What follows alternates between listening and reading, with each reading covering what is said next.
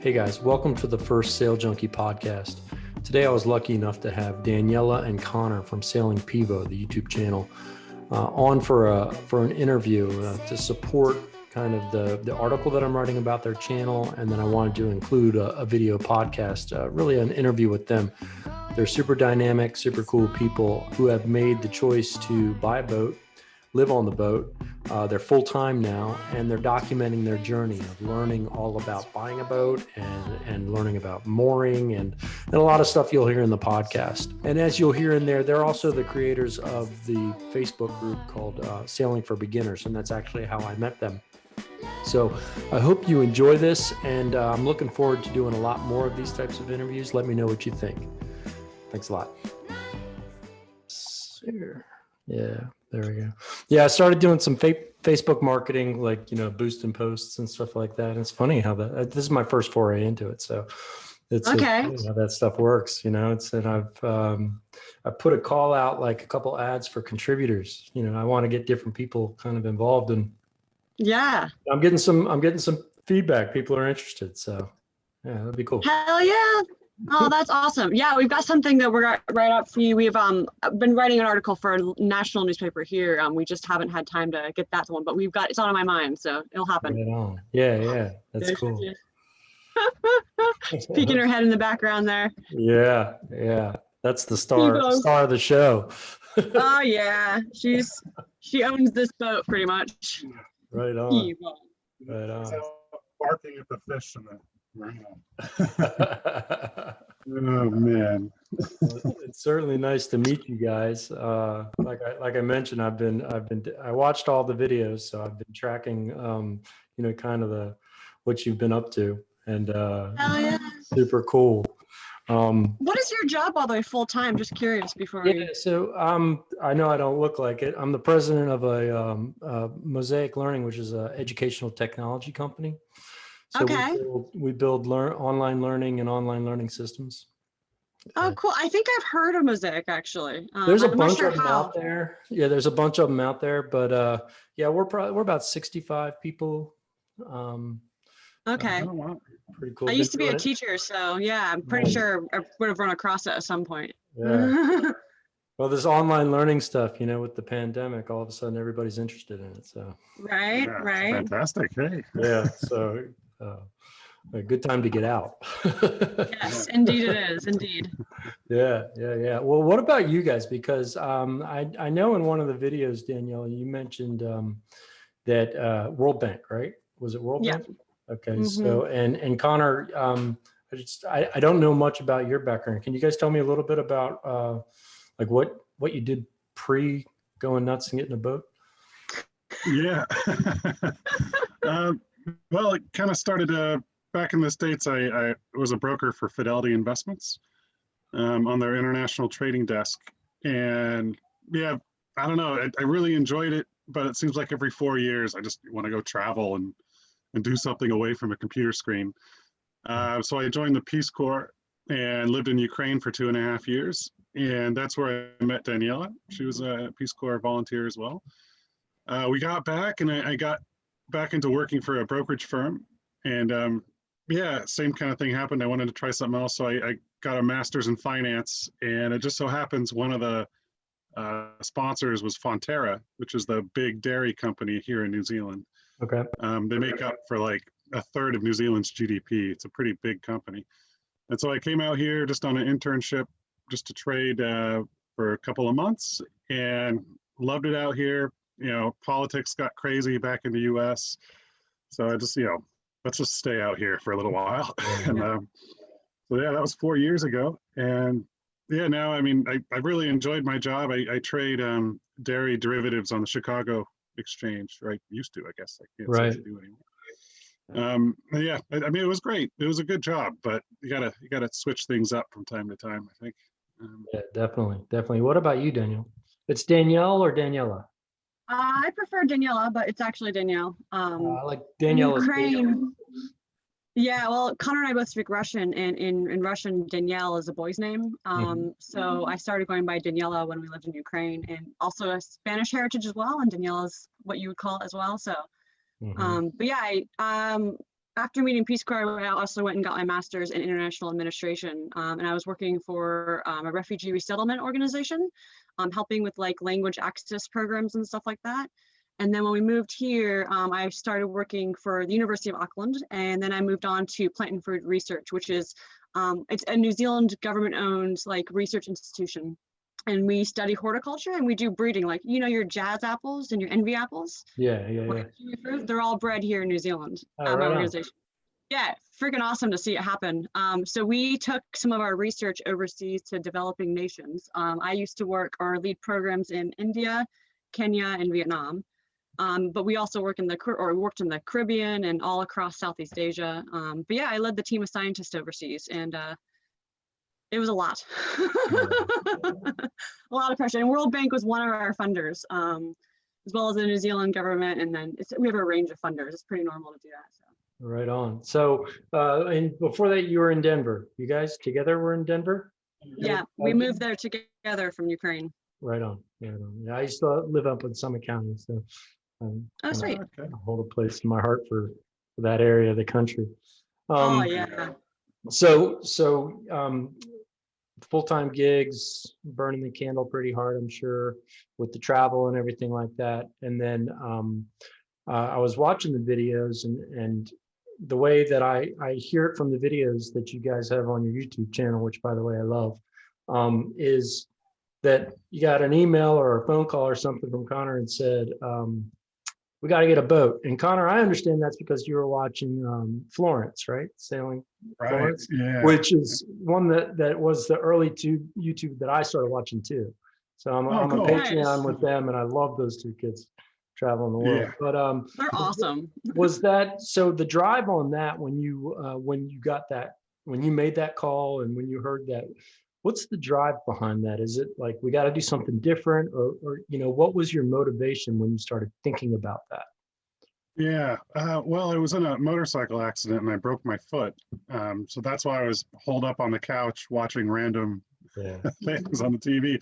And, just a bit of a reminder that you don't have forever. If you want to do something, you really got to do it now.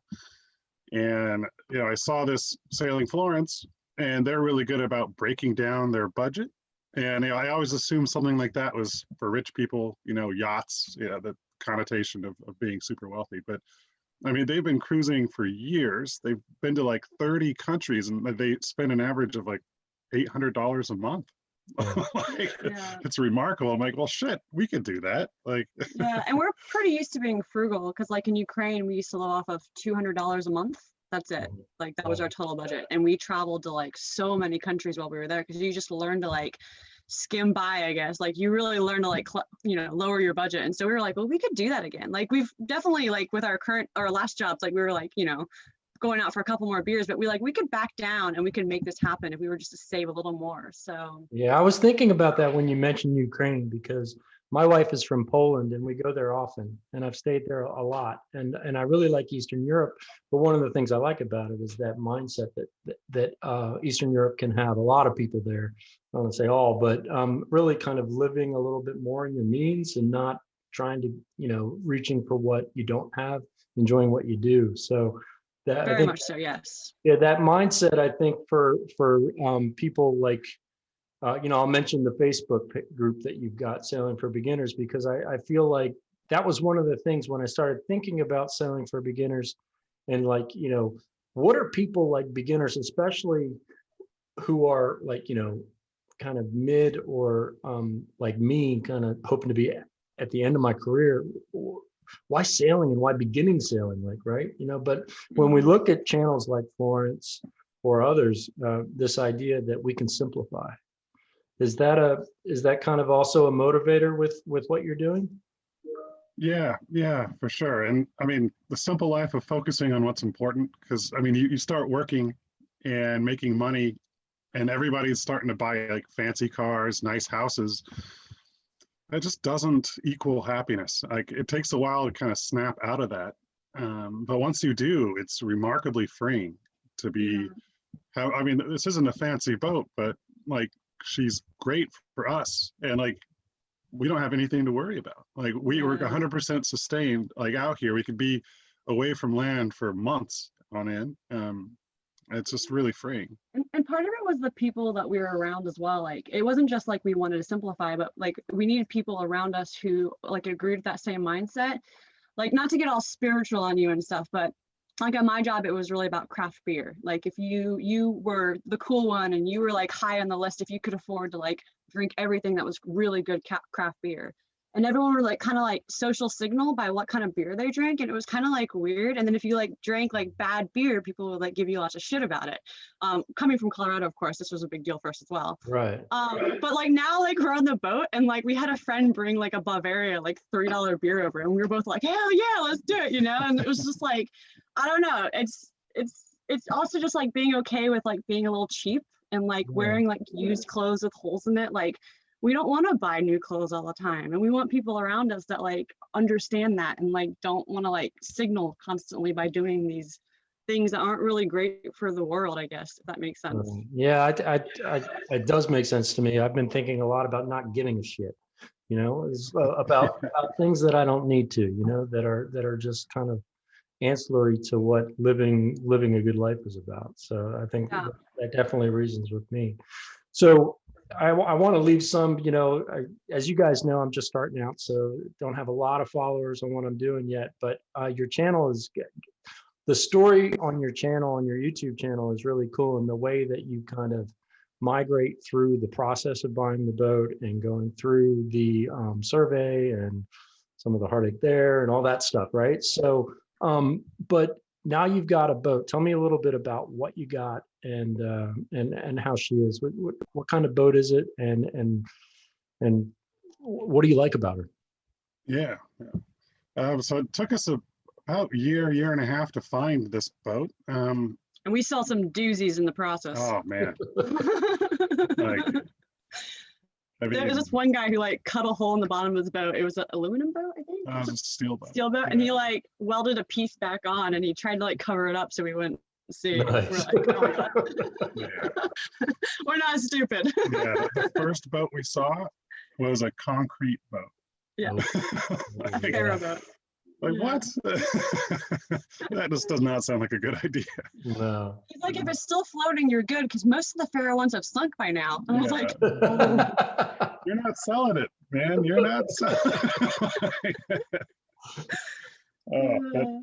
So yeah, we found a couple of good boats along the way. They failed the survey, as you saw, but we were really looking for a sloop, which is just a single masted sailboat, because it's the cheapest and surprisingly the most efficient to sailing upwind, even better than the Ketch. And we wanted a fiberglass because, I mean, they're long lasting and you can do all the maintenance yourself. Like you could cut a hole in the bottom and patch it up with fiberglass yourself. It's really not that difficult. So it was cost effective, it was efficient, and it's good in light wind and heavy wind. And we wanted 40 feet roughly, just because the Sydney to Hobart race, you know, back in the 80s that I saw like 40 or 50 distress calls, all of them that had really big problems were less than 40 feet. Okay. And that seems to be the magic number where you really can't really pitch pull, go head over back and do a somersault in the ocean. So that seemed pretty important. And I mean, cost, like here at the marina, like a 12-meter boat is not too expensive, but anything over 12 meters, it starts to get very expensive. Yeah. We did a ton of research. Although I will say something that's a little disappointing for anyone listening is that our budget doubled in the end. We set a budget around 50K and ended up paying more than that. We're talking New Zealand dollars, so I think it's like 1.6 exchange rate. But yeah, it ended up doubling in the end because when we started looking at boats within that price range, but with our requirements, like it just wasn't possible. Right. And it's a tough market here. I understand that if you were to go to the US, it'd be a little easier to buy a boat and you probably get something that's better. But starting in New Zealand, like it's super competitive trying to get a boat here. Yeah. So yeah. So we ended up with a Whiting 40, which they used to make quite a few Whitings here in New Zealand, but they stopped at one point. the government introduced a tax on like epoxy, and it just took the entire New Zealand yacht industry and made them all go bankrupt, basically. So yeah, it's not really a known brand anymore, but it was very good at one point. And yeah, the owner or one of the designers like won a bunch of races in the 80s. So yeah, we're pretty happy with it. Yeah, she's got some interesting features in her that make her very ocean going. So like, for example, she's a cutter rig. So that means that she has an inner forestay as well for a jib that makes us be able to point more, which makes that this boat can go in more places or in more directions than like, for example, a cat could really only go downwind. But she also has like steps on the mast, which means it'd be pretty easy to climb, even if we were like sailing. She has granny bars that you can lean on, so you could like change the sail from up front. I don't know, like throughout the boat, she's just got these features that just make her like more comfortable if we were to sail around the ocean. And then also she's been to Fiji and back several times. So we know that she's done some crossings, and she was Cat 1 last year, and yeah, she's a good boat, and she's got her own solar power, and then a wind generator as well. So we're self-sufficient. Yes. Big tanks of water, big tanks of fuel. So you guys you bought something pretty ready. Yeah, that was the goal. Yeah, we had to pay a little bit of a premium to get something that was ready, but it's good that we did. And I mean, the engine looked okay when we bought it, which turns out there's some issues, but I mean, she's a 30-year-old boat, so be surprised if there wasn't some issues. Yeah. But yeah, I really like it's a long keel. It's not a full keel, so it's not a bulletproof boat. Like some people love like the huge keel, but you can't really turn. But you know, you can be in a huge storm and you're fine. But we have a kind of a compromise where we're a little faster, but yeah, maybe a little bit less balanced in heavy conditions. So we found we could run away from a storm more than we could probably stomach one. But that said, I mean, it's a moderate displacement boat, so we can still handle some pretty rough weather. Spade rudder, so there's slight risk of hitting the rudder off, but we have an emergency rudder just in case. So yeah. Okay. Yeah. Yeah. And you know, with that too, you're still nimble enough to move around the mooring field. And yeah, definitely. She turns so easy. It's great. That's fantastic. Yeah. So backing up a little bit, when you guys were, again, that phone call, we want to get a boat and all those kind of things, what were some of the anxieties? I get the money kind of anxieties that can go through when we're purchasing a boat, but what were some of the other anxieties that you were dealing with when you were trying to make a decision like, holy shit, we're going to go live on a boat and go travel? Yeah. Children. I mean, I'm 31, so we had to think about that. I've never really wanted kids. I don't know why. Connor does want kids, but we had to like think about like, okay, well, it'll take like a year to make the plan happen, and then like maybe we'd sail for 2 years, and that makes me 34. Like, would we still be able to have kids? And what if things are postponed a little bit? And it's still kind of on our mind, but this is way too awesome not to do. Yeah. Yeah. The rest comes. Yeah, the unrest in the world made it easier because I don't really want to have kids in this crazy ass world. Someday I do, but I mean, at the moment, it's depressing. You turn on the news and everything is just like, ugh. Yeah.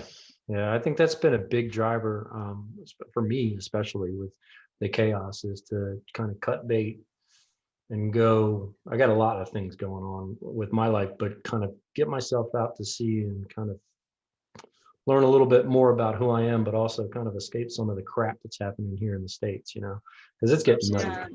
It's getting pretty. It is. So. Yeah. I think also we have different risk tolerances. Like I grew up maybe not in the ghetto, but like not in a great area. And like, I don't know, my risk tolerance is a lot higher than Connor's. So there's definitely some anxiety between both of us around like how we make those match. Like Connor would probably say that I'm too risky. And so when we're on the boat, he's like, whoa, like we need to slow down. We need to like pull in some sail or something like that, or like anchor less close to the rocks. And I'm like, we're fine. And like having to deal with that actually is much more complicated than you would think. Like we've had some big like arguments over this, and you have to meet halfway, because it's not just like, you know, you're having like a little argument like at home. Like it's literally survival. Like you have to make it work. Right. And I think that became pretty evident pretty fast in the whole idea that like we had different ideas about how this would work. And so far so good. We still have tiffs, but that's normal. Yeah, We're a couple. I mean, yeah, we're just figuring out what we're capable of and what the boat's capable of. Like the boat can handle way more than we can, so I think that's comforting. But still, when you're heeled over and it looks like water's about to come into the cockpit, a little anxiety creeps up. Yeah. But I don't know. To me, the biggest challenge to overcome for this idea was just breaking away from the idea that you need to have a good career, you need to have a good house, you need to have a family. Like that was ingrained so much. Like Paying for the boat and quitting our jobs were the two hardest things that we did. Like, yeah, we have been saving for a house for years, and then like you hand over that money and that's it. Like house is no longer an option. Like you're choosing to take away that option, we knew it, and we were like, should we do this? Like, and we knew we were going to, like, we were fine with it, but that day was crazy. Yeah, that day was nuts. I'm a finance guy. I know this was the most economically dumb idea. Like if you want money, you don't buy a boat. That's for sure. And you're buying a house and holding on to it is the way for financial independence. And we were like, nah. Yeah. So, Well, I personally feel like you're doing it the right way. Like doing the boat and doing the journey. When the kids come, you're just because kids you can just handle. You'd be on a boat, whatever. Kids are so resilient. I've got 2 of them, but like buying a boat and going through that whole thing about getting rid of the construct of I've got to buy a house and a lawnmower and all that stuff. That to me would be harder, right? That's the harder part. Yeah. Kids will join you in whatever you're doing, so I feel like you're on the right track with that. Yeah. And then quitting our jobs, like this is the job that I had at Plant Food Research. It was everything that I had been fighting for. Like since like the last decade of my life has been aimed at getting that job, like going to grad school, getting internships. Everything that I was doing was building up to that experience. And then like I was only there for 2 years, and then I was like, bye. Like it felt like, and same thing for you. Like I fought for this for a decade too, and it was a hard job to get. And then the conversations with our bosses were a little funny. You bring your boss into a room and you're like, I'm gonna go sailing. I'm sorry, I'm gonna leave. If my business partner he's like, what are you doing? I'm starting to do all this boat stuff. He's like, what? I'm like, no, dude, I'm out. Well, with for me, there's a lot still. Like, I'm a new boat owner. I bought a 1972 Pearson. So nice. It needs some work, and she's getting put on the hard. But like, a quick story I would have for the question I'm going to ask is, I bought the boat. My wife's not into the boat, so it's kind of like when I get on it, I've got to handle it, do whatever. So I'm single-handing it. I got my son, but he's 11 years old. I took it out of the slip. 5 seconds, I ran aground. I did my charts. I made my so I'm just always, I had this anxiety about that, and anxiety about making a trip, and anxiety about docking, and anxiety about everything until I can figure it out. So I think, hard to tell, but I think from the weather that I can see in your YouTube videos aren't that far back, right? You guys? Since July, yeah. Okay, but I mean, like the most recent one, you guys are posting pretty close to where you are. Real time. Yeah. Right on. So it's what's clear and what's cool and what you're doing is you're showing like, we're learning this. We don't know what we're doing, but we're figuring it out. How are you doing with that part of it? And kind of like, fears of docking, or fears of taking the trip to you went out to the Great Reef? Great Barrier Island, yeah. Great Barrier Island. So how are you doing with those kind of things? And do you feel like you're checking off some of those anxieties from running a boat and learning the boat? Absolutely. Yeah. Well, the first anxiety, like I think you saw, we dropped our mooring for the first time and an engine died. So that that was super high anxiety. And ever since then, my heart races when I drop the mooring. I'm like, here we go, here we go, here we go. Okay, drop it. And then, oh, but like since then, now we do it like it's, like it's breathing. It's no problem now. And same with like the engine stuff. When I first changed the oil, I was very worried that I was going to mess up and the whole engine was going to explode or something. Because I've always worked office jobs. Like now I have to be a diesel mechanic, an electrician, a plumber. Like I don't know any of this. And that's part of the excitement, but it is overwhelming to try to figure this stuff out because it's just so much. Like we jive really well in that way. Like because you like are worried about things, Conor will do a shit ton of research. And so when we go into something, like he's already kind of got a backhand, like he's got all the information that he's gathered. Whereas I'm very much like let's do it, like let's just take the alternator off, whatever, or something like that, which I did, to be fair. But it kind of works out, I think. Like I think I push us doing things that are really uncomfortable, whereas Conor makes sure that we're doing it right. So it works out really well. Like on the way back, we were like from Great Bear Island, we were like beating into the wind, and I was the one that was at the helm, but then like stuff with the engine, like Conor, much more like what you're doing more than I do, I think. Whereas, which is still a pretty low level.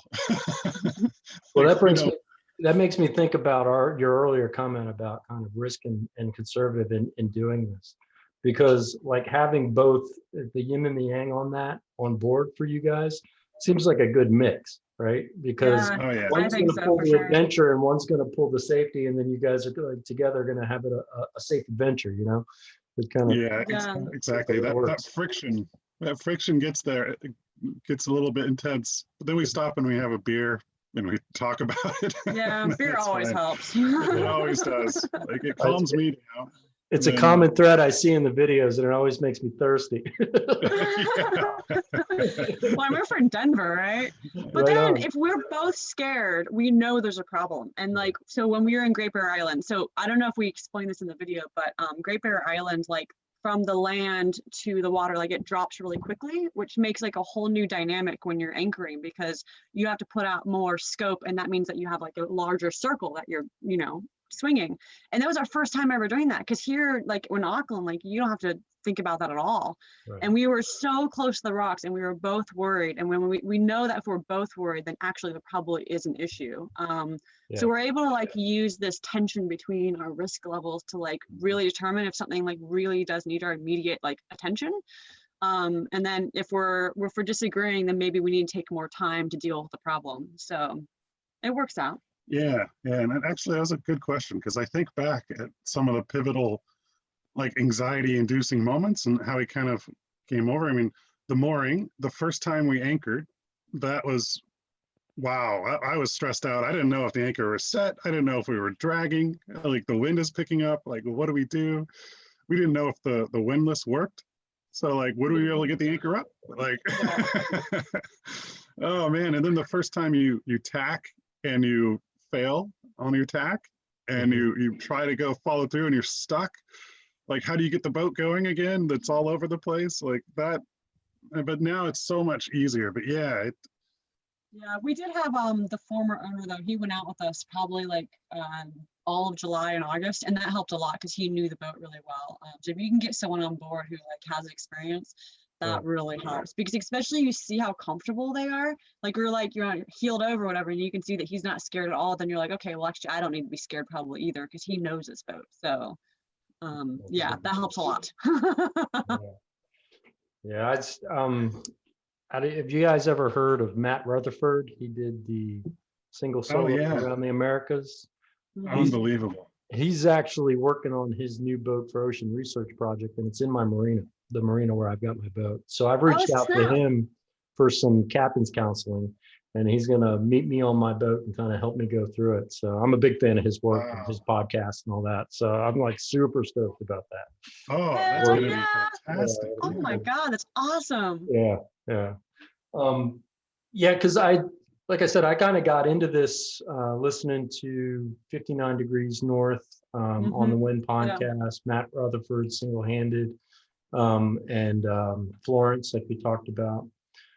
Sailing Uma, which is a channel I've really enjoyed, especially because I bought the same exact boat they've got. So Nice. all their stuff that they've done, I can kind of look and reference and, oh, that's what's behind the bulkhead, that kind of thing. Yeah.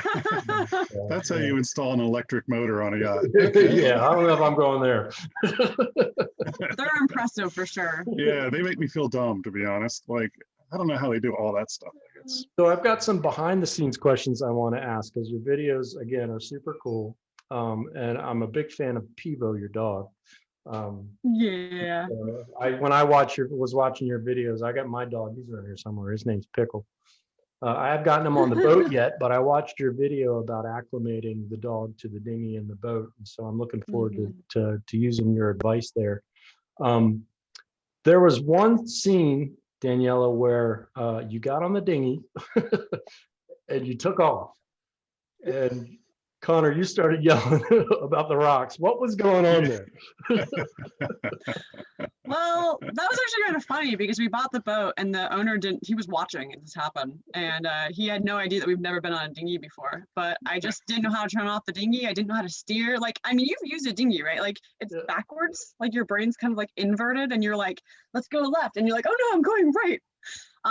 And I turned the handle as well at the same time. And I just like revved and like smacked right into a reef. And I actually cut up my foot really bad. And a little side tip, keep lime or lemon on your boat. Because if you ever get like your foot into barnacles or coral, you put it on and it keeps it from getting swelled. Because I was infected for like 3 months after that. Could not get the infection to go away. So yeah, no, that was brutal. Sorry, Mike. Forgot to turn my phone off. That's awesome because I watched that a couple times and I love how you guys replayed it because you're like, you scream and then it takes off. That was pretty funny. Yeah. So with you guys, I'd like to try and kind of ask you, what's the plan? Because I can see you guys are prepping. What's the big plan? Besides, we want to adventure and those kind of things, but like, what's your next thing? Where are you going? Yeah, well, when we finally get out of the marina, we're going to go to Waikiki Island for a week and just do nothing. But the overall plan is just we go down to the tip of the South Island, and we were going to make it around to the fjords and the sounds around the tip of the South Island. But now that we've kind of been delayed for a couple of weeks, I don't know if we're going to make it quite that far. Because you have to stick within the weather windows, and there's there's a good weather window that opens up after cyclone season in the Pacific Islands. So we would make a crossing around that time. So the amount of time it would take us to get down and then back up to make a crossing would be, it's probably not long enough. And I think we're learning since being here that like, it's really hard to have plans.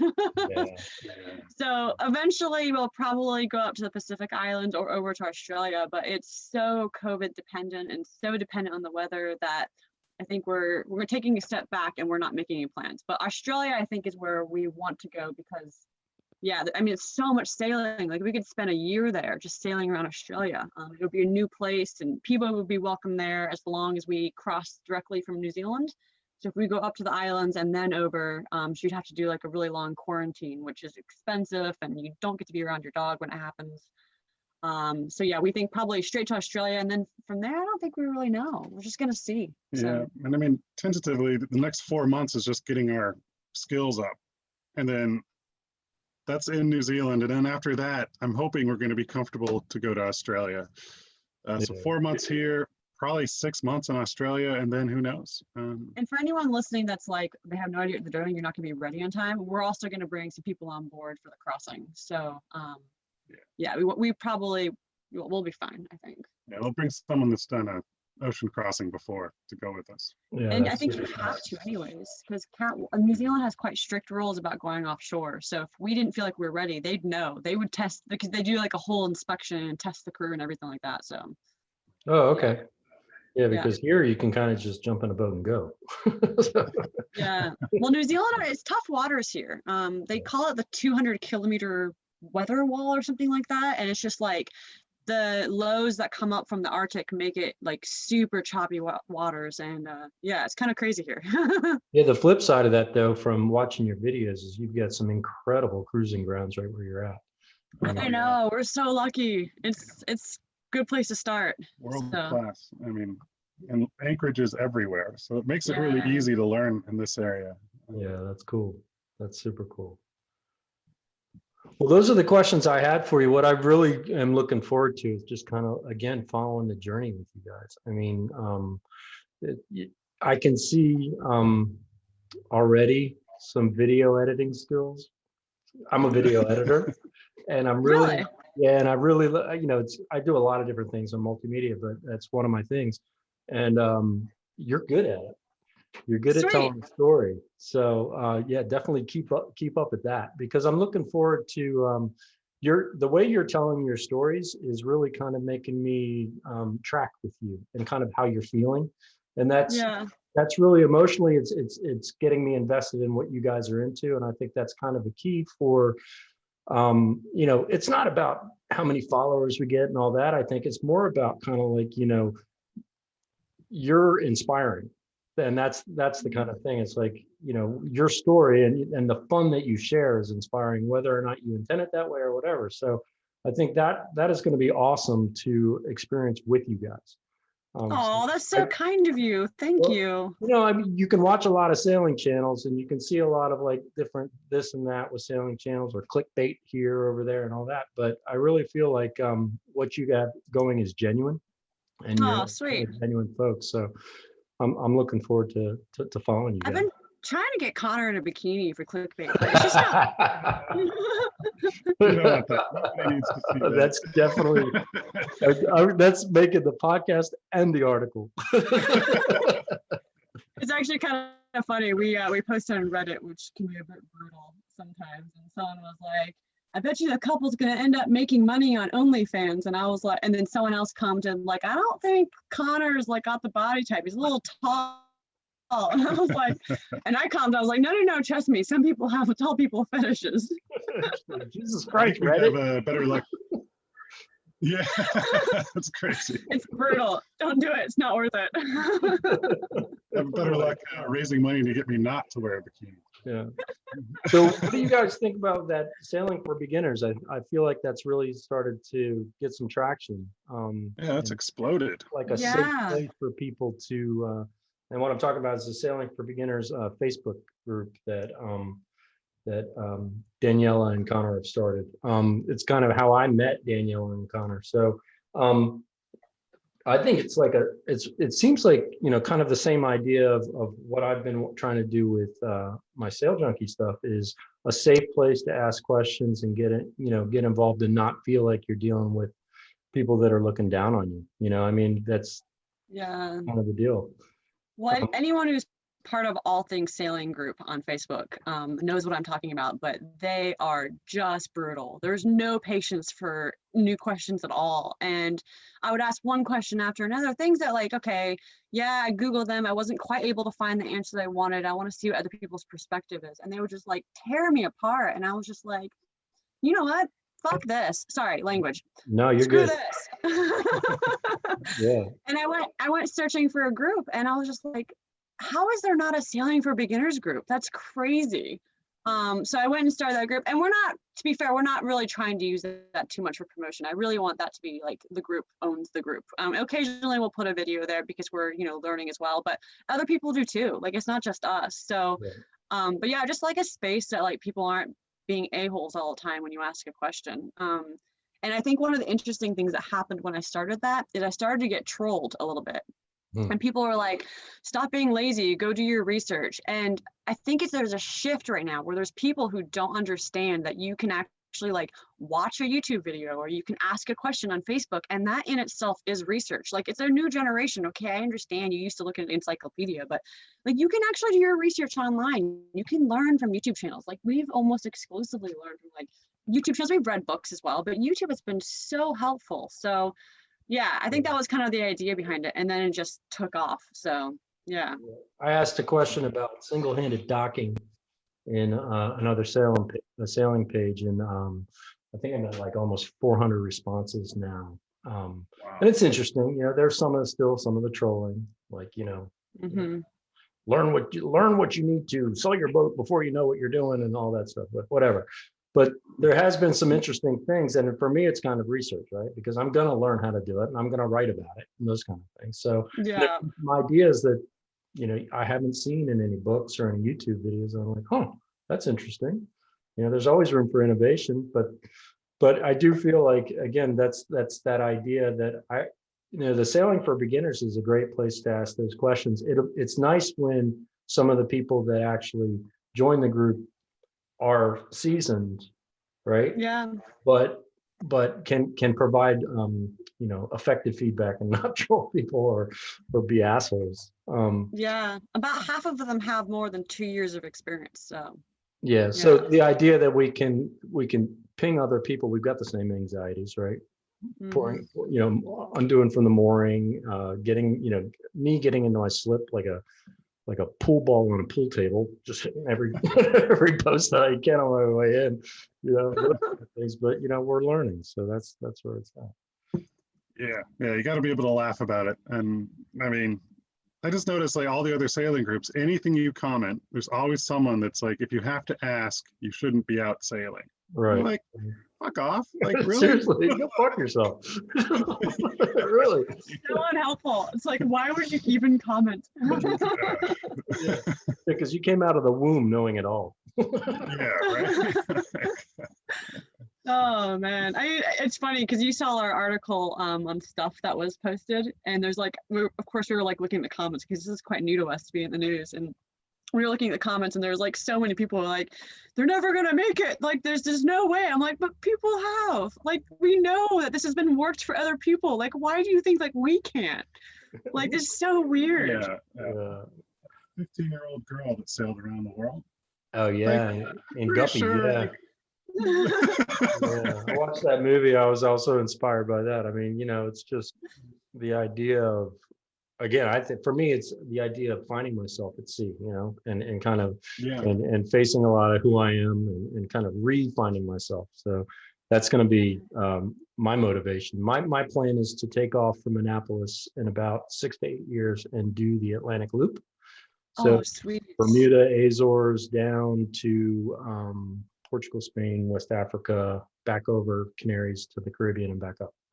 Oh, that sounds amazing. That sounds It's a amazing. goal. It's a big goal, but we'll see. You know, by then my kids will be out of high school, and then I can, you know, do a trip. So Yeah, hell yeah. Hopefully your wife will be on board by then. yeah, hopefully. She's a little heat too right now. It's a question we get a lot is how did you convince your wife? It's kind of funny. That's probably one of the most popular questions that people ask. So Yeah, it's like if I have to convince her, it's probably not a good idea. Aw. It didn't come across that way, especially when you talked about it. It's kind of like, we want to go, I want to go sailing. We should go sailing. And I can just imagine you going, hell yeah. No, let's go. Yeah. Well, I mean, I get her. She's been on the boat. She's been on the boat at the slip. Okay. Yeah. Seasickness, I think, is like the biggest determinant. Like we've had so many friends on board and we've been so lucky, and like if they get seasick, it just ruins the entire experience. Like just watching it happen it's just brutal. Like it's not fun to watch. Like we've had some people who were like so sick, like white in a way you've just never seen before, and it changes it. So we've been really lucky, and I think that if I had gotten seasick or if you had gotten seasick a lot, then there's no way we'd be doing this. So yeah, hopefully she doesn't get seasick. No. So are you guys done with land living, or do you still have a place, or are you full-time on the boat now? Full-time on the boat. Sold the car, sold the motorbike, everything. Right Yeah. The number of people who asked if we sold our house, and we're like, no, why would you think we could afford a house? I wish and a we boat? did. If we had a house, we'd be renting it. And you're at a marina or on a mooring? Marina, we're getting the engine. Yeah, I think you saw the hole in our. Well, there was a mention. I didn't want to bring it up. I'm hoping to get into it a little bit more because all I know is there's a hole. Yeah. Yeah, the mechanic told us to take the exhaust elbow off of our engine and give it a clean. And when I looked farther into the exhaust manifold, I could see that it was like tiny freaking hole. Like I don't know how air was getting through that. So I was like, okay, well, I'm gonna take, a screwdriver and see if I can get some of it out. And it was pretty hard. So I went and started chiseling it away, chiseled right through to where the coolant comes in. Oh, And coolant just starts gushing out of the engine, Yeah. 6 liters in the bilge. oh. Yeah, although we learned later, I mean, it's bad that happened, but when they took the whole piece out, they took the heat exchanger out, and it looks like there was some electrolysis that had already like shot a hole into the heat exchanger. So it's a good thing in the end, because it would have died on us eventually. And now we're Yeah. getting a used new one. You have that happen on passage, right? No. Oh man, that would suck. So it's bad, but it's still, I don't know, it's not completely bad. Yeah, the previous owner, like, I don't know. I read a couple of diesel books before. Well, I read through some stuff. You're always supposed to run your diesel pretty hard to burn out all the carbon deposits. Mhm. And when we bought the boat, the previous owner's like, yeah, I've never run her hard, so she's in perfect condition. I'm like, no, that is the Yeah. exact opposite of what you're supposed to do. Yeah. So Yeah. we had the exhaust was plugged up with carbon. So we were trying to solve that. And the mechanic said, I could do this for you, but if you want to save money, you can do it. Little did we know Yeah. we would find this problem. But I mean, it's fine. And now once it's sorted, we're going to run it hard. Like that. Yeah, one of the mechanics, I like what he said. He's like, with a diesel, you need to run it like you stole it. Like that's what we're going to do from now on, I think. Yeah, that's definitely true. To be clear, by the way, like the mechanic has been absolutely awesome for us. So yeah, we had been quite, staunch about like, we want to save money, we want to do everything ourselves that we can. So we'd also been pushing a little bit. Make sure we don't think they give us bad advice. Yeah, no, I think you, even in your last video, you did a shout out to that mechanic crew. Yeah, they've been great, absolutely fantastic. So Yeah, that's Yeah, good. it's been good. Yeah, we tried not to use a mechanic at all, but I think we need a little bit of help this time around. Right on. Yeah. Well, unfortunately, I haven't kicked my corporate gig yet. So they have been blowing me up this whole interview. Yeah, I'm going to get back to my work, but I really appreciate the time that you guys have given me today. And so what I'll do is post most of this, right, as a video, as a kind of a complement to the article that I write Sweet. about the channel and about what I know about you guys in this interview. And really, like I said, it's being genuine. I'm looking forward to following you guys, and maybe one day Oh. running into you for a beer, one of those beers, because they look so good. That would be awesome. Yeah. We do like our beer.